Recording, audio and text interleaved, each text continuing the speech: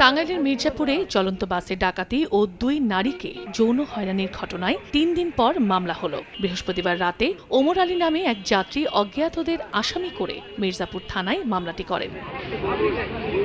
বাদী জানান 17 ফেব্রুয়ারি রাতে ঢাকা থেকে রাজশাহী যাওয়ার উদ্দেশ্যে ইউনিক রোড রয়্যালস পরিবহনের একটি বাসে ওঠেন। বাসটি রাজধানীর গাবতলী থেকে ছাড়ে। পথে গাজীপুরের চন্দ্রা থেকে যাত্রী বেশে আরও 3 জন ওঠে। রাত 1:45টার দিকে বাসটি টাঙ্গাইলের মির্জাপুরের সোহাগপাড়া ফুটওভার ব্রিজের কাছে পৌঁছালে 6 থেকে 7 জন ডাকাত অস্ত্রের মুখে যাত্রীদের জিম্মি করে। এ সময় তারা যাত্রীদের সঙ্গে থাকা 5,24,600 টাকা লুটে নেয় ও 2 নারীকে যৌন হয়রানি করে। বাসটির নিয়ন্ত্রণ নিয়ে আবারও চন্দ্রায় গিয়ে নেমে যায় ডাকাতরা। এরপর 2টা লোক আমার পিছনে বসায় কানে কানে কি ফাঁসফুস গল্প করে। ওখান থেকে টান দিয়ে চান্দুর আসা ওখান থেকে 4-5 জন লোক নিল। ডাকাতি শুরু হয়ে গেছে।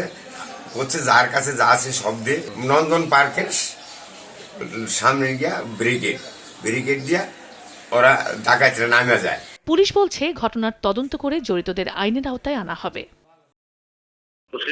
ঘটনাটাই এটা ওই যখন একটা মেয়েকে চাষ করা হয়েছে বা ইয়ে করা হয়েছে, চিৎকার চেঁচামেচি করছে, ধর্ষণ যে হয়েছে এটা তো দেখে নাই এবং যাত্রীরাও বলছে যে মিথ্যা কথা বলবো না, যে ধর্ষণ যেটা ওইটা ঘটে নাই। গতকালকে রাতে মামলা হয়েছে। আমাদের অনেকগুলো টিম মাঠে কাজ করতেছে।